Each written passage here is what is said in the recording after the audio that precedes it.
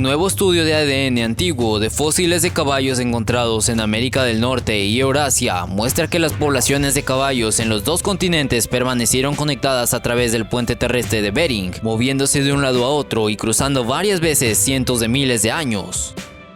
Los nuevos hallazgos demuestran la continuidad genética entre los caballos que murieron en América del Norte al final de la Edad de Hielo y los caballos que finalmente fueron domesticados en Eurasia y luego reintroducidos en América del Norte por los europeos. El estudio destaca la importancia del puente terrestre de Bering como corredor ecológico para el movimiento de grandes animales entre los continentes durante el Pleistoceno, cuando se formaron enormes capas de hielo durante los periodos glaciares. Los niveles del mar dramáticamente más bajos descubrieron una vasta área de tierra conocida como Beringia, que se extiende desde el río Lena en Rusia hasta el río Mackenzie en Canadá, con extensos pastizales que albergan poblaciones de caballos, mamuts, bisontes y otras faunas del Pleistoceno. Los paleontólogos saben desde hace mucho tiempo que los caballos evolucionaron y se diversificaron en América del Norte. Un linaje de caballos conocido como los caballos caballinos, que incluye caballos domésticos, se dispersó en Europa sobre el puente de tierra de Bering hace aproximadamente 1 millón de años, y la población de Eurasia comenzó a divergir genéticamente de los caballos que permanecieron en América del Norte. El nuevo estudio muestra que después de la división, hubo al menos 2 periodos en los que los caballos se movieron de un lado a otro entre los continentes y se cruzaron, de modo que los genomas de los caballos norteamericanos adquirieron segmentos del ADN eurasiático y viceversa. Los investigadores secuenciaron 78 nuevos genomas mitocondriales de caballos antiguos encontrados en Eurasia y América del Norte, combinando aquellos con 112 genomas mitocondriales publicados anteriormente. Los investigadores reconstruyeron un árbol filogenético, un diagrama de ramificación que demuestra cómo se relacionaban todas las muestras. Con una ubicación y una fecha aproximada para cada genoma, pudieron rastrear los movimientos de diferentes linajes de caballos antiguos. El análisis mostró 2 periodos de dispersión entre los continentes, ambos coincidiendo con periodos en los que el puente terrestre de Bering habría estado abierto. En el Pleistoceno medio, poco después de la divergencia de los dos linajes, el movimiento fue principalmente de este a oeste. Un segundo periodo en el Pleistoceno tardío vio movimiento en ambas direcciones, pero principalmente de oeste a este. Debido al muestreo limitado en algunos periodos, los datos pueden no capturar otros eventos de dispersión, dijeron los investigadores. El equipo también secuenció 2 nuevos genomas nucleares de fósiles de caballos bien conservados recuperados en el territorio de Yukon, Canadá. Estos se combinaron con 7 genomas nucleares publicados anteriormente, lo que les permitió a los investigadores cuantificar la cantidad de flujo de genes entre las poblaciones eurasiática y norteamericana.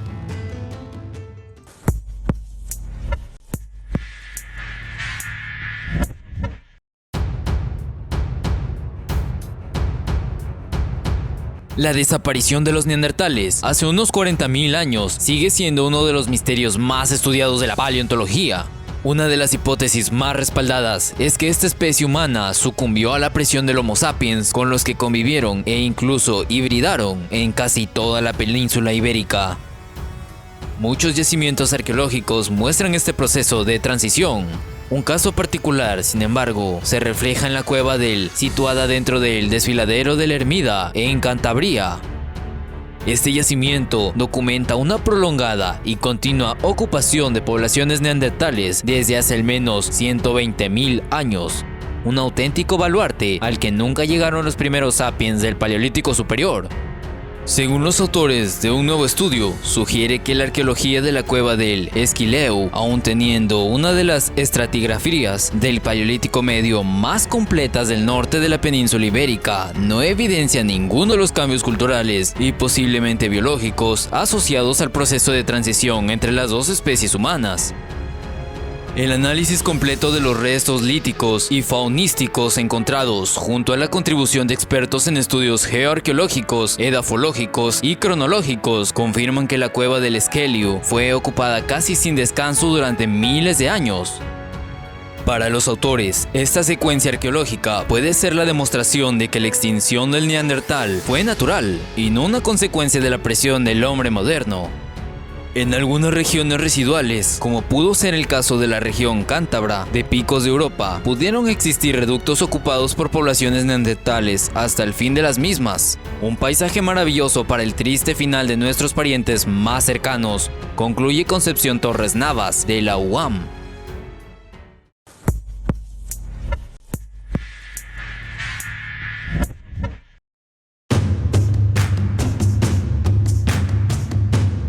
Un estudio sugiere que la limitación de la diversificación de los mamíferos modernos durante la era de los dinosaurios se debió a la competencia con mamíferos antiguos y no a la ejercida por los dinosaurios.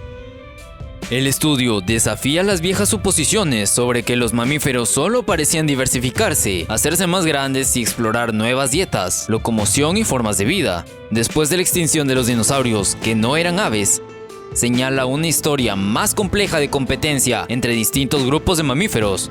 La nueva investigación también destaca la importancia de probar ideas antiguas y establecidas sobre la evolución utilizando las últimas herramientas estadísticas.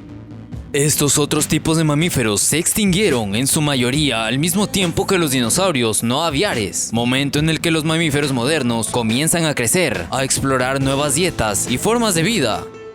Según nuestra investigación, parece que antes de la extinción fueron las radiaciones anteriores de los mamíferos las que mantuvieron a los mamíferos modernos fuera de estos emocionantes roles ecológicos al superarlos, expone Elsa Panziroli, investigadora del Museo de Historia Natural de la Universidad de Oxford y coautora del estudio. La mayoría de las especies de mamíferos que viven hoy tienen sus orígenes en grupos que se expandieron explosivamente hace 66 millones de años, cuando una extinción masiva mató a todos los dinosaurios que no eran aves. Tradicionalmente se pensaba que, antes de la extinción, los mamíferos vivían a la sombra de los dinosaurios. Supuestamente se les impidió ocupar los nichos que ya estaban ocupados por los reptiles gigantes, manteniendo a los mamíferos relativamente pequeños y sin especialización en términos de dieta y estilo de vida. Parecía que solo pudieron florecer después de que la desaparición de los dinosaurios dejó estos nichos vacíos. Sin embargo, se utilizaron nuevos métodos estadísticos para analizar hasta qué punto estaban limitados los diferentes grupos de mamíferos en su evolución antes y después de la extinción masiva. Estos métodos identificaron el punto donde la evolución dejó de producir nuevos rasgos y comenzó a producir rasgos que ya habían evolucionado en otros linajes. Esto permitió a los investigadores identificar los límites evolutivos colocados en diferentes grupos de mamíferos, mostrando dónde estaban siendo excluidos de diferentes nichos por la competencia con otros animales. Los resultados sugieren que pueden que no fueran los dinosaurios los que imponían las mayores limitaciones a los antepasados de los mamíferos modernos, sino sus parientes más cercanos. Esto significaba que mientras sus parientes exploraban tamaños corporales más grandes, dietas diferentes y formas de vidas novedosas como la escalada y el deslizamiento, excluían a los mamíferos modernos de estos estilos de vida, manteniéndolos pequeños y generalistas en sus hábitos. Los investigadores sugieren que la extinción de otros grupos de mamíferos fue más importante para allanar el camino para el éxito de los mamíferos modernos. Como evidencia adicional a esto, los investigadores observaron el tamaño corporal en diferentes grupos de mamíferos. Descubrieron que tanto los mamíferos más pequeños como los más grandes mostraron la misma liberación de las limitaciones después de la extinción de los dinosaurios, lo que sugiere que el tamaño influyó poco en su éxito.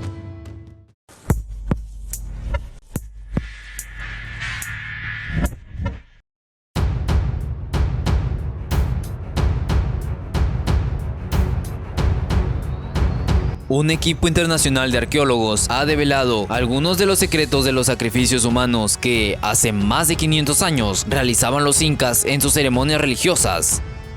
Los investigadores determinaron que para los rituales del Capacocha, uno de los más importantes en el Imperio Inca, los sacerdotes ofrendaban a los volcanes Ampato y Pichu Pichu en el departamento de peruano de Arequipa a niños y adolescentes bien desarrollados que se caracterizaban por su belleza y pureza. Con ese fin, a los menores elegidos se les preparaba desde su nacimiento mediante una crianza y alimentación especial, y para el momento en el que iban a ser entregados a los dioses debían consumir brebajes que los hacían entrar en trance. Los incas creían que a las deidades les agradaría este tipo de sacrificios humanos y a cambio les concedería bendiciones y prosperidad. En el artículo nos explican que hallaron una segunda tumba donde fueron colocados 2 cuerpos de adolescentes de sexo masculino entre los 13 y 14 años, así como el de una jovencita de 16 años, y fueron victimados con un golpe certero en la cabeza, debido a que en los cráneos se halló daño a la parte derecha producido por un objeto contundente. Los cuerpos, cuando fueron hallados, estaban ataviados con ajuares funerarios que incluían alfileres de oro y cobre en miniatura, tazas y cucharas de madera. También se encontró un collar, una bola de hilo y una pequeña bolsa tejida, chuspa, con hojas de coca. Los científicos estudiaron los restos de 5 personas encontradas en áreas ceremoniales a más de 5.000 metros de altura, en las cumbres de Ampato y Pichu Picchu. Los análisis de estos restos congelados y parcialmente momificados determinaron que correspondían a menores de entre 3 y 7 años de edad, en su mayoría niñas. Además, se concluyó que las víctimas de esos sacrificios tuvieron antes posiciones privilegiadas y provenían de las clases sociales altas, puesto que estaban bien alimentadas y tenían una tasa de crecimiento adecuada en comparación con los menores de estratos sociales más bajos.